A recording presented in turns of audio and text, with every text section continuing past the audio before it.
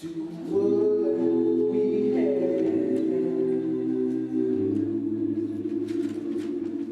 All the good times that made us laugh outweigh the bad.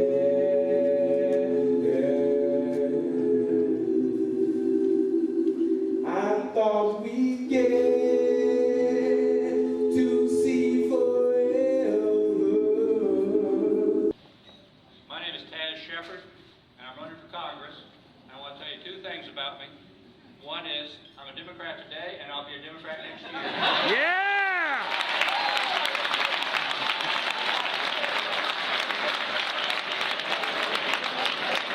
The other thing is, I live in Huntsville, but you notice I'm over here with you tonight, and this will not be the last time. You'll be able to find me when you need me, so God bless.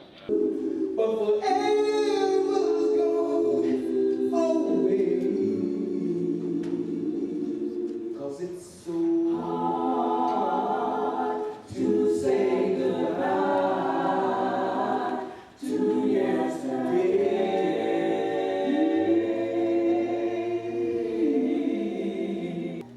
There are 700,000 Alabamians with no health insurance, and as you're running for governor and you still have a vote there in Washington, what do you plan to do about health care legislation? Well, let me tell you two things. I'm glad, first of all, we had the summit 2 days ago.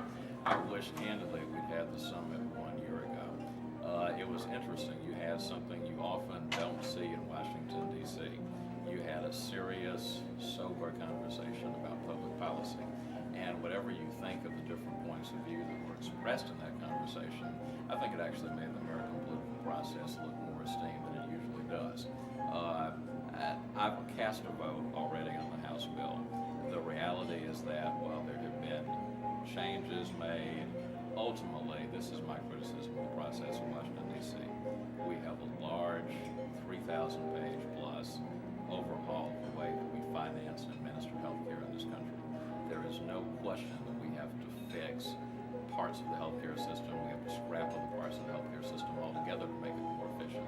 But the reality is, I'm not sold on the idea that we need to have a massive systems overhaul. And I've been saying that not just in the last few months, but for a number of months now. Let me tell you three tangible things that I think could have been done a year ago. Congress could pass a bill preventing insurance companies from discriminating against sick people. What's called pre-existing illness exclusions. That's important morally and economically.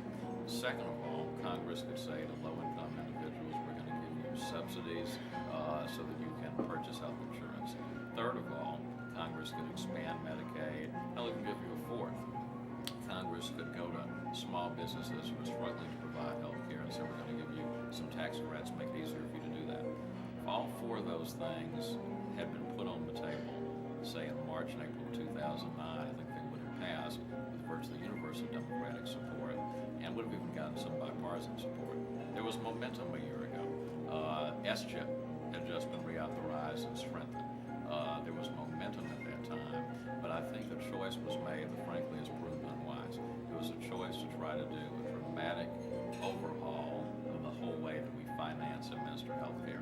So, like any good member of Congress should do, I want to say I'm actually voting on before I actually make a decision on it, and there's some negotiating and work that can be done.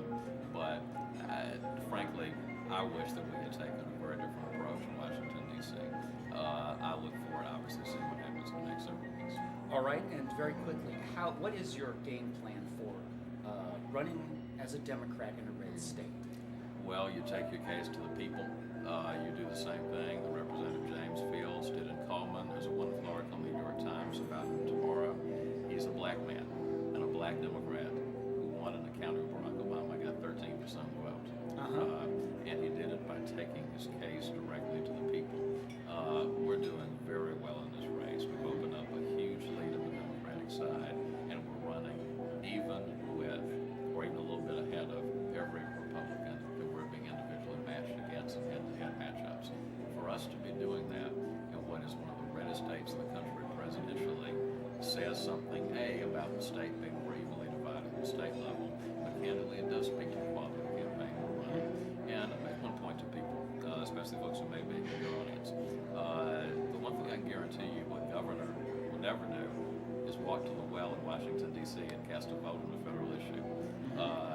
That's not what a governor is going to be doing. So I say to people in Alabama, make your choice based on what the governor of Alabama is going to be doing.